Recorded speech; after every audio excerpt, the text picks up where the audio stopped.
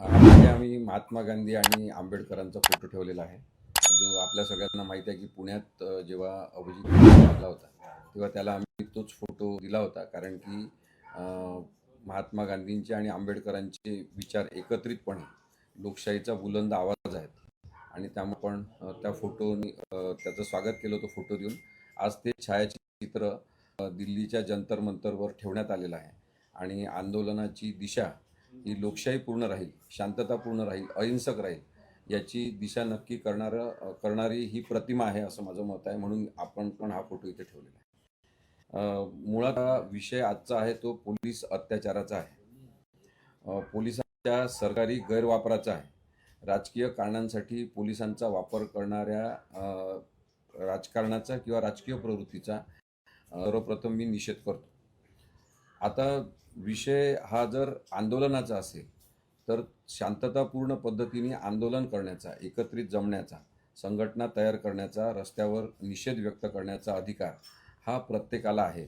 परंतु जसं जसं लोकांची संख्या वाढत गेली, जंतर मंतरवर आंदोलन पोचल्यावर या आंदोलनाचं जे स्वरूप प्राप्त झालं, त्यांना सोनम वांगचुक यांनी पाठिंबा दिल्यानंतर जे आंदोलनाचं स्वरूप झालं आणि अर्थातच त्यापूर्वी काँग्रेसचे नेते राहुल गांधी यांनी महाराष्ट्रभर देशभर हे आंदोलन जे वाढवलेलं होतं पूर्वीच आणि त्यालासुद्धा खूप मोठा पाठिंबा मिळत होता. त्यातून पेपर फुटीचा घोटाळा हा सार्वत्रिक देशभर चर्चेचा विषय झाला. एवढंच नाही तर जगभर आता भारतातल्या परीक्षा पद्धतीबद्दल बोललं जायला लागलेलं आहे. लॉर्ड मॅकेलोनी सांगितलं होतं त्यांच्या ब्रिटिश अधिकाऱ्यांना, तेव्हाच्या गव्हर्नर्सना आणि मोठ्या पदाधिकाऱ्यांना, की तुम्ही काळजी करू नका, आपण जरी हा देश स्वतंत्र केलेला असेल तरी यांना स्वातंत्र्यता म्हणजे काय कधीच कळणार नाही. कारण की मी अशी शिक्षण पद्धती इथे आणलेली आहे जी गुलामगिरी स्वीकारणारी शिक्षण पद्धती राहील आणि त्याचा सर्वकष विचार झाला पाहिजे असं माझं मत आहे. त्यामुळे परीक्षा पद्धतीच्या संदर्भात सुरू झालेलं हे जे आंदोलन आहे, नीट परीक्षा असेल किंवा सगळ्या स्पर्धा परीक्षा असतील, त्याच्यामध्ये सातत्याने पेपर लीक झालेले आहे. मेहनत करणारे मुलं, श्रम करणारे मुलं, त्यांच्या परिवारातले मेहनतीने त्यांना सपोर्ट करणारे पालक, या सगळ्यांचा भ्रमनिरास करणारी परीक्षा पद्धती जी आहे ती बदलली पाहिजे आणि एकूणच शिक्षण व्यवस्था मूलभूतरित्या बदलली पाहिजे. हा विषय महत्त्वाचा आहे आणि तो सर्वांचा आहे. म्हणजे भाजपच्या नेत्यांची मुलं शाळा कॉलेजमध्ये जात नाही का? ते परीक्षा देत नाहीत का? कोणत्याही इतर पक्षांचे लोक असतील ते जात नाहीत का? सगळ्याच राजकीय नेत्यांचे लोक परीक्षा देतात, शिक्षण घेतात, कॉलेजमध्ये जातात आणि याच व्यवस्थेचा जर भाग असतील तर आपण व्यवस्था परिवर्तनासाठी सगळे एकत्र येताना का पाहत नाही? आणि मग नेहमी नेहमी महाराष्ट्रातले जे नेते आहेत नेहमी सांगतात, म्हणजे विशेषतः मुख्यमंत्री देवेंद्र फडणवीस नेहमी सांगतात, काही आपण मुद्देसूद बोलायला गेलं की राजकारण करू नका, राजकारण करू नका. मग आता तुम्ही या विषयाचं का राजकारण करता? तुम्ही पोलिसांच्या माध्यमातून राजकारण का करता? हा प्रश्न आहे माझा महाराष्ट्रातल्या पोलिसांना आणि समस्त भारतातल्या पोलिसांना. आपला मूलभूत हक्क आहे अभिव्यक्ती स्वातंत्र्याचा, की माझं काही मत असेल तर ते मी जाहीरपणे व्यक्त करू शकलो पाहिजे, निर्भयपणे व्यक्त करू शकलो पाहिजे, कोणाच्याही दबावाशिवाय व्यक्त करू शकलो पाहिजे. आणि त्यासाठी मग प्रभावी लॉ अँड ऑर्डरची एक संकल्पना आपण आणली. कायदा आणि सुव्यवस्था राखण्याची जबाबदारी पोलिसांची आहे. पोलिसांनी ज्या पद्धतीने एक क्रूरता दाखवलेली आहे महाराष्ट्रामध्ये सुद्धा, ती अत्यंत वाईट आहे आणि त्यामुळे त्याबद्दल आपण आज बोललं पाहिजे. पुण्यामध्ये आज सुद्धा आंदोलन होणार आहे. अनेक विधी महाविद्यालयातले विद्यार्थी त्याच्यामध्ये सहभागी होत आहेत. माझं पोलिसांना जाहीर आव्हान आहे की लॉच्या या विद्यार्थ्यांवर, कायदेशीर शांततामय मार्गाने आंदोलन करणाऱ्या मुलांवर तुम्ही जर यानंतर काही अत्याचार केले तर आम्ही तुमच्यावर केसेस दाखल करू. तुम्ही आमचं काम करण्यासाठीचे सेवक आहात हे विसरू नका. मालक बनण्याची जर कोशिश केली तर याच्यानंतर चालणार नाही. मग चोकशी वगैरे काय करायचं ते तुम्ही करत बसा, पण ते चालणार नाही. त्यामुळे आपण हे समजून घेतलं पाहिजे की लाठीचा वापर सातत्याने होताना दिसत आहे आंदोलनामध्ये. आंदोलन विरुद्ध लाठी, आंदोलन विरुद्ध पोलिसांची लाठी नाही तर ती बेकायदेशीरतेची लाठी झाली. त्यामध्ये लाठीचा वापर करताना साधारणतः प्रशिक्षणाचा भाग आहे पोलिसांच्या, की मानवी शरीराच्या सॉफ्ट भागावर मारलं पाहिजे. त्याला हुसकवून लावण्यासाठी, हाकलून देण्यासाठी लाठीचा वापर मर्यादित स्वरूपात केला पाहिजे.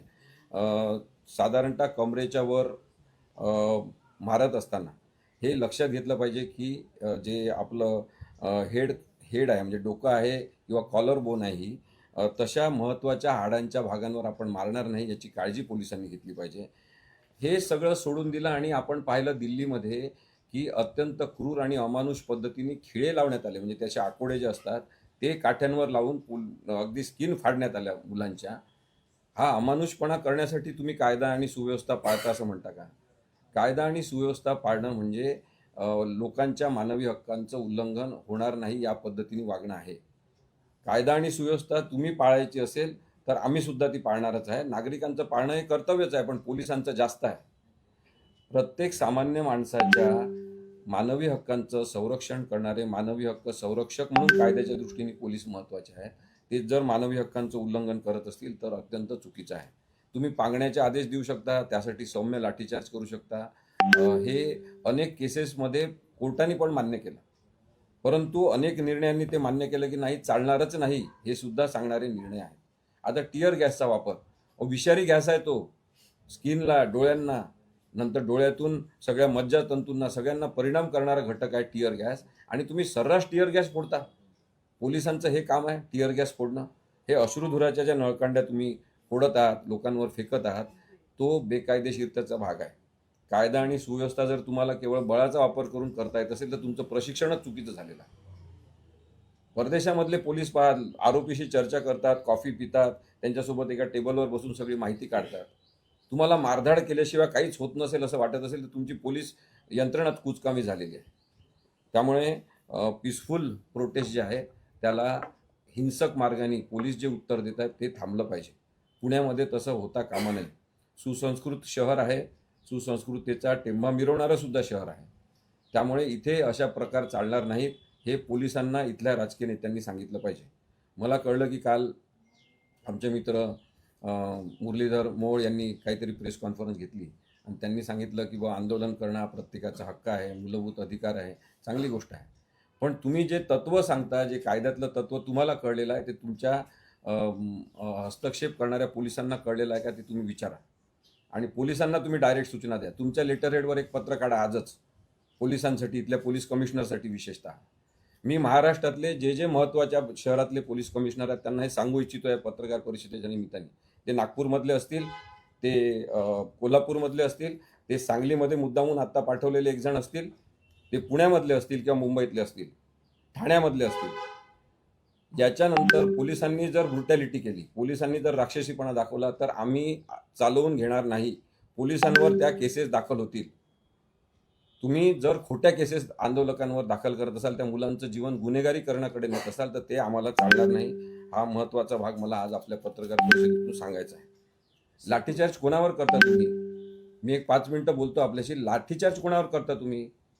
ज्यांच्या हातामध्ये शस्त्र नाही, अनआर्म्ड असलेल्या, म्हणजे जे अहिंसक पद्धतीने शांततामय आंदोलन करतात आणि तुमच्या माझ्या सगळ्यांच्या घरातल्या मुलांच्या शिक्षणाचा, भवितव्याचा प्रश्न मांडत आहेत, त्यांच्यावर पोलीस लाठीचार्ज करतात.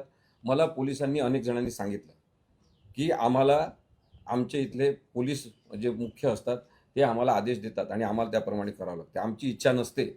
हे पोलिसांनी अनेकांनी सांगितलेलं आहे. त्या सगळ्या पोलिसांना माझं नम्र आव्हान आहे, ज्यांच्यामधली माणुसकी जिवंत आहे, ज्यांना law and order situation maintain करताना आपण हिंसा करून हे कळते, त्या सगळ्या पोलिसांना माझं आव्हान आहे, असे आदेश देणारा कोणताही मुख्य अधिकारी असो, त्याच्याबद्दलचे काही कागदपत्र असतील ना माझ्याकडे द्या, मी त्यांच्यावर केस दाखल करीन. पण त्या अधिकाऱ्यांचं, किती पण वरच्या पदावर असेल, त्या अधिकाऱ्यांचं म्हणणं ऐकू नका.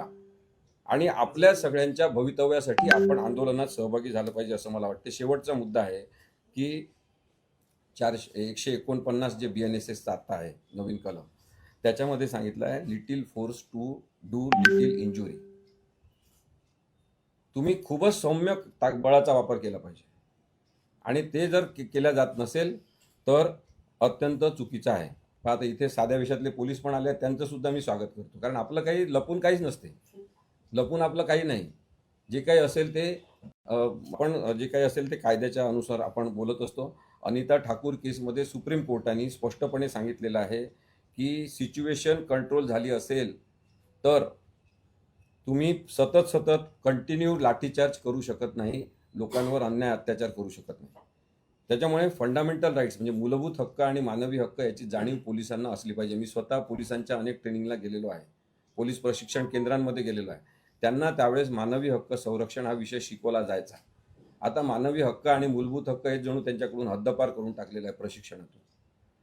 त्यामुळे हा सुद्धा एक महत्त्वाचा मुद्दा आहे आणि मला हे सांगायचं आहे की कायदा आणि सुव्यवस्था राखणारी यंत्रणा म्हणजे पोलीस आहे. तुम्हाला लॉ अँड ऑर्डर मेंटेन करायची आहे. पीसफुल प्रोटेस्टरना मारण्याचा अधिकार तुम्हाला नाही. जे शांततामय मार्गाने आंदोलन करतात त्यांचं संरक्षण तुम्ही केलं पाहिजे. मग आता शांततामय म्हणजे काय हे ठरवण्याचे अधिकार पोलिसांना नाही, कारण का ते पोलीस आहेत, ते न्यायाधीश नाहीत. माझं स्पष्ट सांगणं आहे सगळ्या पोलिसांच्या मुख्य अधिकाऱ्यांना की तुम्ही न्यायाधीश बनण्याचा प्रयत्न करायचा नाही. आम्हाला चालणार नाही. आम्ही नागरिक आहे, तुम्ही आमच्यासाठी काम करता. आणि म्हणून मी अत्यंत स्पष्टपणे आपल्याला सांगतो, आणखी 2-3 घटना सांगतो आपल्याला की मुंबईमध्ये जो आपण व्हिडिओ पाहिला अनेकांनी की थेट धमकी दिलेली आहे त्या पोलिसांनी की 2-3 पुड्या ड्रग्सच्या टाकून देईन तुमच्या खिशामध्ये आणि नंतर अशा पद्धतीची केस करीन की जन्मभर बाहेर येणार नाही. त्या पोलिसावर कारवाई झाली असं कळलेलं आहे मला. सगळे पोलीस असे नसतात हे मला सांगायचं आहे. अशा राजकीय प्रवृत्तीचे जे पोलीस आहेत आणि मुख्यतः ते पोलीस महत्त्वाच्या पदांवर, वरिष्ठ पदांवर बसलेले पोलीस अधिकारी आहेत जे राजकीय दृष्टिकोनातून भ्रष्ट झालेले आहेत. त्यांच्या डोक्यातली लोकशाही नष्ट झालेली आहे. त्यानंतर मुंबईमध्ये 1000 केसेस साधारणतः करण्यात आल्या. ही पद्धत आहे कामाची. म्हणजे Shivaji Park police station 600 cases, Mahim police station 100 cases, Dadar police station 70 cases, Sion police station 40+ cases, Wadala police station 25पेक्षा जास्त केसेस, वरळी पोलीस स्टेशन 21पेक्षा जास्त केसेस, त्यानंतर कालाचौकी पोलीस स्टेशन 20पेक्षा जास्त केसेस, भोईवाडा पोलीस स्टेशन 20पेक्षा जास्त केसेस. त्या सगळ्या मुलांनी मला मुंबईतून फोन केले. केस दाखल करू असं आपण ठरवलं. मुलांसोबत आमची चर्चा झाली. मी त्यांना सांगितलं नाही परत न्यायाधीशांसमोर केस जाणार. ज्या न्यायाधीशांना सुप्रीम कोर्टात जायचं असतील ते न्यायाधीश परत न्याय निर्णय देणार नाही. ते कोणाचं ऐकून घेणार नाही. ते म्हणतील की नाही तुम्ही ही प्रीमॅच्युअर केस केली आहे किंवा काहीतरी कारण काढतील आणि आंदोलन चुकीचंच आहे असं पण सांगतील. त्यामुळे सगळ्यात महत्त्वाचा मुद्दा आहे की आपल्याला न्यायप्रिय, लोकशाहीचे सेवक असलेले आणि संविधानाच्या दृष्टीने मांडणी करणारे पोलीस पाहिजे, न्यायाधीश पाहिजे, वकील पाहिजे, डॉक्टर पाहिजे, इंजिनियर पाहिजे आणि पत्रकारसुद्धा पाहिजे. तर लोकशाही ही जिवंत होऊ शकेल असं माझं म्हणणं आहे. रस्त्याच्या बाजूला चालणाऱ्या, आंदोलन पाहत जाणाऱ्या लोकांना सुद्धा मारहाण करण्यात आलेली आहे पोलिसांतर्फे. त्यानंतर लाईव्ह लोकेशन शेअर करण्याला सांगितलं आहे पोलिसांनी मुंबईतल्या, नागपूरमधल्या अनेक ठिकाणचे. माझं पुण्यातल्या पोलिसांना नम्र निवेदन आहे की तुम्ही कोणाचंही लाईव्ह लोकेशन तुम्ही द्या असं सांगू शकत नाही. ते पुट्टास्वामी जजमेंटनुसार खाजगी जीवन जगण्याच्या म्हणजे राईट टू प्रिव्हसीच्या अधिकारांचं उल्लंघन आहे. माझं हे सुद्धा सांगायचं सगळ्या महाराष्ट्रातल्या लोकांना की जर पोलिसांनी तुम्हाला लाईव्ह लोकेशन शेअर करा असं सांगितलं तर त्या पोलिसांचे ते मेसेज घ्या, त्यांना लेखी द्या म्हणून सांगा. त्या सगळ्या पोलिसांची नोकरी गेल्याशिवाय राहणार नाही. कारण की तुम्ही लाईव्ह लोकेशन कोणाचं मागूच शकत नाही. अन्याय करणं आहे हा प्रकार सगळे. त्यानंतर नागपूरला 50 जणांवर केसेस दाखल केल्या आणि डिटेन्शन करण्यात आलं. बेकायदेशीरित्या गुन्हा दाखल न करता डिटेन्शन करण्यात येते. डेक्कन पोलीस स्टेशनला परवा साधारणतः 2:30-3 वाजेपर्यंत मुलांना ठेवण्यात आलं होतं. हे सुद्धा चुकीचं आहे. आता इथे दुसरा एक प्रश्न आहे तो प्रपोर्शनेट, म्हणजे अतिरेकी बळाचा वापर न करता सौम्यपणे आणि आवश्यक बळाचा वापर करणे हे सुद्धा ठरवण्याचे अधिकार पोलिसांना नाहीत. त्यांना सौम्य म्हणजे सौम्यच बळाचा वापर केला पाहिजे. आम्ही म्हणतो म्हणून तो प्रपोर्शनेट आहे असं होणार नाही. जो प्रपोर्शनेट पॉवरचा वापर असेल तोच झाला पाहिजे. मुंबईमध्ये ॲडव्होकेट सौम्या कोरडे आहे, तिला हाऊस अरेस्ट केलेली आहे. अनेक जणांना सांगितलं घरातून बाहेर निघायचं नाही, बाहेर निघायचं असेल तर आम्हाला सांगायचं. असं तुम्ही करू शकत नाही. पोलिसांना हे अधिकारच नाही आहे. हे जर पुण्यात झालं तर आम्हाला कळवा, हे जर नागपूरमध्ये झालं तर आम्हाला कळवा, हे जर छत्रपती संभाजीनगरमध्ये झालं तर कळवा, सांगली कोल्हापूरमध्ये झालं तर कळवा. आपण अशा सगळ्या पोलीस अधिकाऱ्यांना नोकरीतून घालवलं पाहिजे. त्याच्याशिवाय पोलीस व्यवस्थापन चांगलं होणार नाही. आपल्याला पोलीस दल हे आपलं हे लक्षात घ्या, आपल्या सगळ्यांचं आहे. अनेक पोलीस चांगले आहेत. त्या चांगल्या पोलिसांना काम करण्याची संधी देण्यासाठी आपल्याला वाईट पोलिसांना लवकरात लवकर घालवलं पाहिजे. आणि त्यामुळे वाईट प्रवृत्तीविरुद्धचं सुद्धा हे आंदोलन आहे. सोशल मीडिया वॉच पोलीस करू शकत नाही.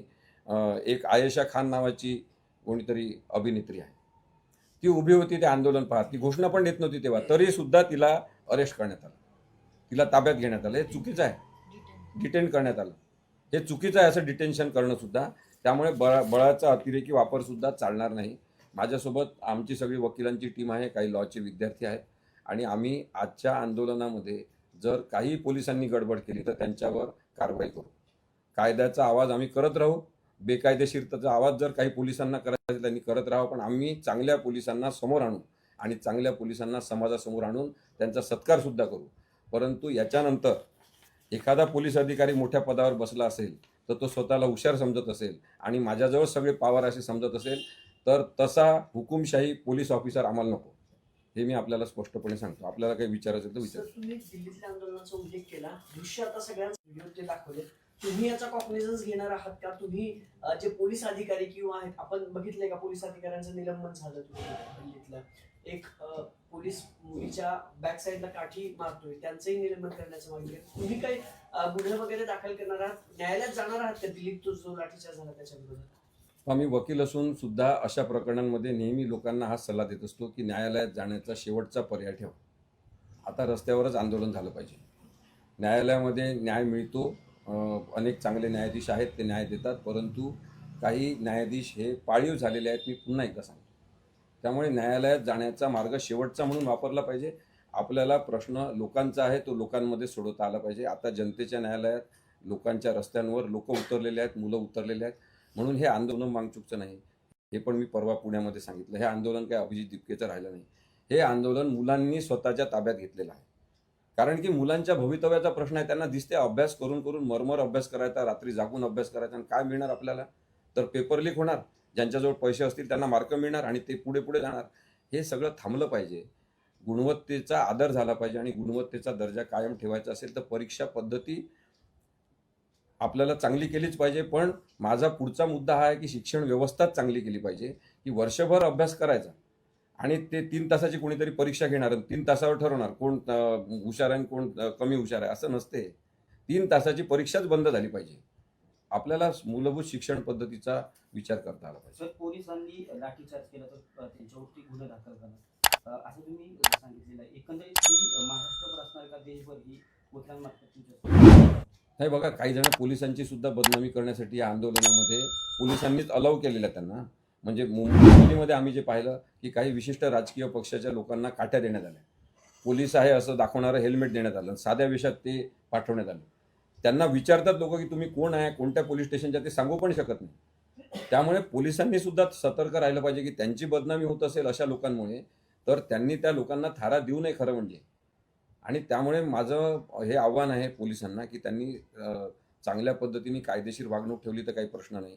पण जे पोलीस चुकीचं वागत असतील त्यांना नाव विचारा, त्यांची नेमप्लेट पहा, त्यांचे नेमप्लेट लिहून ठेवा. त्यांचे ते काय पोलीस काय बक्कल नंबर असेल, कॉन्स्टेबल नंबर असेल, पोलिसांचं नाव असेल ते लिहून ठेवा.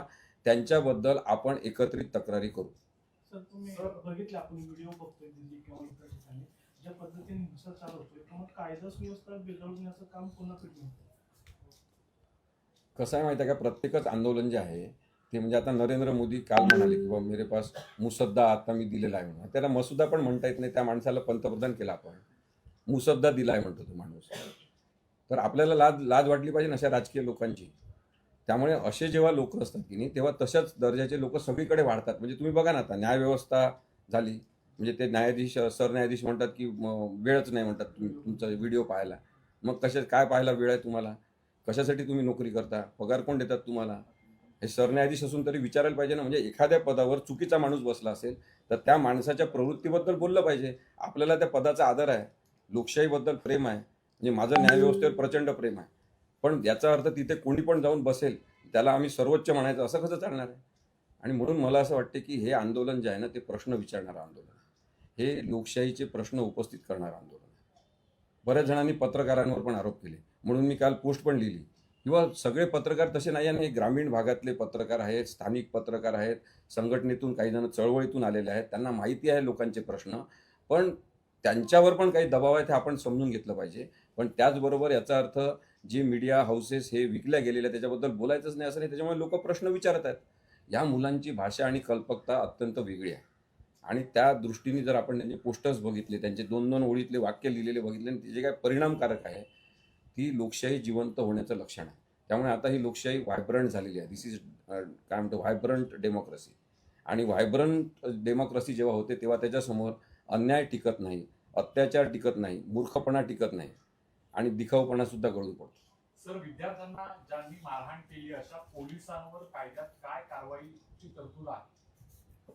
पण त्याच्यामध्ये एकतर आम्ही त्यांच्यावर क्रिमिनल केसेस दाखल करू शकतो जर आमच्याजवळ तसे पुरावे असतील तर. पोलीस प्राधिकरण म्हणून त्यांचं आहे, त्यांच्याकडे आम्ही त्या पोलिसांची तक्रार करू शकतो आणि ती सुद्धा तक्रार त्यांचेच रिटायर्ड झालेले काही निवृत्त अधिकारी, वरिष्ठ अधिकारी हे तपासत असतात. त्यांच्याकडे तक्रार करून त्याचा फॉलोअप घेऊन त्यांच्या नोकरीमधले प्रमोशन थांबतील, इन्क्रिमिनेशन मिळणार नाही, कोणतेही सोयीसुविधा मिळणार नाही, अशी सुद्धा व्यवस्था करता येऊ शकते. पण माझं काय मत आहे की आपल्याला कोणती बदल्याच्या भावनेने कारवाई करायची नाही. तर जे चुकीचे खरोखर पोलीस असतील त्यांच्यावर कारवाई झाली पाहिजे आणि त्यासाठी कायद्यातले जे काही उपलब्ध मार्ग आहेत ते आम्ही वापरू. ह्युमन राईट्स कमिशनकडे तक्रार करता येते. जर लहान मुलं असतील 16 वर्ष आतील त्यांना मारलं असेल तर चाइल्ड राईट्स कमिशनकडे आम्ही तक्रार करणार. जर मुलींसोबत अत्याचार झाला असेल, म्हणजे आपण पाहिलं काही पोलीस ज्या राक्षसी पद्धतीने मुलींच्या शरीराला स्पर्श करतायत, ओढत आहेत काही काही शरीराचे भाग, तर त्यांच्यावर महिला आयोगाकडे आम्ही तक्रार दाखल करणार. त्यामुळे ह्या सगळ्या मार्गांचा वापर आम्ही करणार. पण आता आपल्याला पोलीस व्यवस्था सुद्धा चांगली पाहिजे आणि मला हे नक्की माहिती आहे की 80% पोलीस चांगले आहेत. जे वरिष्ठ अधिकारी असतील ना त्यांनी याच्यातून संदेश काय घ्यायचा असेल तो घ्यावा. आम्हाला आता याच्यानंतर चालणार नाही. तर या आंदोलनातल्या काही विद्यार्थ्यांचे पासपोर्ट रद्द करण्यासाठी पोलीस चाचपणी करतात. त्याच्या संदर्भात काही गुन्हा दाखल करता येतो का? कारण हिंसाचार करणारे असे म्हणून त्यांचे पासपोर्ट रद्द करायची पासपोर्ट हा अभिव्यक्ती स्वातंत्र्याचा महत्त्वाचा भाग आहे. आर्टिकल 21 नुसार मानवी प्रतिष्ठेसह जगण्याचा भाग आहे. हे मनेका गांधीच्या केसमध्ये सुप्रीम कोर्टाने अत्यंत स्पष्टपणे सांगितलं आहे. त्यामुळे ते महत्त्वाचं डॉक्युमेंट आहे. काही कारण नसताना तुम्ही पासपोर्ट हे महत्त्वाचं डॉक्युमेंट तुम्ही जप्त करू शकत नाही. त्यासाठी प्रत्येक गोष्टीसाठी प्रक्रिया सांगितली आहे आणि प्रश्न त्याच्यामुळे ड्यू प्रोसेस ऑफ लॉ ज्याला आपण म्हणतो की कायद्याची प्रक्रिया व्यवस्थित पाळली गेली की नाही हा प्रश्न आहे. मग जी पोलिसांनी पाळली नसेल तर त्यांच्यावर कारवाई झाली पाहिजे. जर एखाद्या नागरिकांनी पाळली नसेल त्याच्यावर सुद्धा कारवाई झाली पाहिजे. कायद्याचा वापर समानतेने झाला पाहिजे. तुम्ही कायद्याचे रक्षक आहात म्हणून तुम्ही भक्षक होऊ शकत नाही. पुण्यात जे आंदोलन होते तुम्ही पोलिसांना इशारा देता, तुम्हाला काय अशी कल्पना आहे की पोलीस असं करू शकतात? काही इनपुट्स आहेत का तुम्हाला? नाही, इनपुट वगैरे काही नाही, पण आम्हाला अनुभव आहे ना इथल्या पोलीस कमिशनरचा. मी, निखिल वागळे आणि विश्वंभर चौधरी आमच्यावर जेव्हा हल्ला झाला होता, गाडी फोडण्यात आली होती, माझ्या डोक्याला इथे लागली होती काच, रॉड लागली होती आणि डोकं इथून फुटलं होतं, तेव्हा या कमिशनरनी काय केलं, मला परत फोन करून विचारतात की तुम्हाला तक्रार द्यायची, कशासाठी तक्रार द्यायची, तुमचे साध्या विषयातले पोलीस तेव्हा आमच्यासोबत होते, तुम्ही त्यांचे जबाब घ्या आणि गुन्हा नोंदवून घ्या. पण एक अत्यंत फुटकळ स्वरूपाचा गुन्हा त्यांनी नोंदवून घेतला. त्यामुळे त्यांचा अनुभव आम्हाला आहे ना, म्हणून मी तेवढं तर त्यांच्याबद्दल बोलू शकतो, आदर ठेवून बोलू शकतो त्यांच्याबद्दल. ते अनुभवी व्यक्ती आहेत. पण आमच्यासोबत त्यांनी जो अन्याय अत्याचार केला तो आम्ही पाहिलेला आहे. बेकायदेशीरपणा केला त्यांनी आमच्यासोबत. आत्ताही त्यांना सुधारणा करण्याची संधी आहे. त्यांच्या घरातले सुद्धा मुलं असतील ना कॉलेजेसमध्ये, त्यांचे नातू असतील कोणी कॉलेजेसमध्ये. त्यामुळे हा जो आवाज आहे ना मुलांचा, हा कोणाविरुद्ध नाही आहे, हा व्यवस्था चांगली करण्याबद्दलचा आवाज आहे. सकारात्मक दृष्टिकोनातून त्यांनी पाहिलं पाहिजे असं मला वाटतं. सर, मागण्या मान्य झालेल्या नसताना वांगचूक यांनी ज्या पद्धतीने मध्यरात्री उपोषण सोडलं तर हे तुम्हाला पटतंय का? पण सोनम वांगचूक यांनी जे आंदोलन म्हणजे उपोषण सोडलं ती एक चांगली गोष्ट झाली. भारतातला जगातला एक महत्त्वाचा माणूस आहे आणि त्यामुळे त्या महत्त्वाच्या माणसाचा जीव वाचणं हे खूप आपल्यासाठी चांगलं आहे. आता त्यांनी कोणाच्या हातून सोडावं नाही सोडावं त्यांचा मुद्दा आहे. मला ते पटलेलं नाही त्यांनी कोणाच्या तरी हातून असं ज्यूस पिऊन आंदोलन रात्रीच्या वेळेस सोडणं. त्यानंतर CJPच्या काही लोकांना न सांगता सुद्धा त्यांनी आंदोलन सोडल्याचा आरोप आता होतो आहे. पण म्हणून मी तुम्हाला सांगितलं की हे आंदोलन आता कोणाचं नाही आहे. म्हणजे सोनम वांगचूक यांनी आंदोलन सुरू राहील असं सांगितलं ही चांगली गोष्ट आहे. पण आता मुलांनीच आंदोलन सुरू ठेवायचं ठरवलेलं आहे. त्यामुळे आपण सकारात्मक पद्धतीने मुलांसोबत राहणार की नाही एवढाच विषय आहे. आणि मला खूपच आनंदाने हे सांगायचं आहे की अनेक वकील लोक, म्हणजे महाराष्ट्रातले अनेक वकील लोक आता निदर्शनं करायला लागले. सुप्रीम कोर्टाच्या आवारापासून तर पुण्यातल्या कोर्टाच्या आवारापर्यंत, नागपूरच्या कोर्टाच्या आवारापर्यंत वकील लोक उभे राहायला लागलेले आहेत की आम्ही यांच्या केसेस चालू, या मुलांवर कोणी काही हात घातला तर आम्ही त्यांची दखल घेऊ. हे मला वाटते खूप सकारात्मक आहे. खूप माध्यम प्रतिनिधी सपोर्ट करत आहेत, मीडियाचे लोक खूप सकारात्मक पद्धतीने पुढे येत आहेत आणि त्यामुळे हे आंदोलन जे आहे ते एका कोणाचं राहिलं नाही. सोनम वांगचूक यांनी जरी उपोषण संपवलं तरी आंदोलन सुरू राहणार आहे. अभिजित दिपकेनी काही पण सांगितलं तरी हे आंदोलन मुलांचं आता झालेलं आहे. त्यामुळे या आंदोलनामधले इनोव्हेशन्स आपण समजून घेतले पाहिजे, जे नवीनता आहे ती समजून घेतली पाहिजे, भावना समजून घेतल्या पाहिजे. आणि हे आंदोलन आता मला नाही वाटत की त्या धर्मेंद्र प्रधानच्या यांनी सुटेल राजीनाम्याने सुद्धा, कारण की आता प्रधान ते पंतप्रधान असा प्रवास मुलांनी केलेला आहे त्यांच्या आंदोलनातून, आणि त्यामुळे आता पंतप्रधानांचा राजीनामा मुलं मागत आहेत.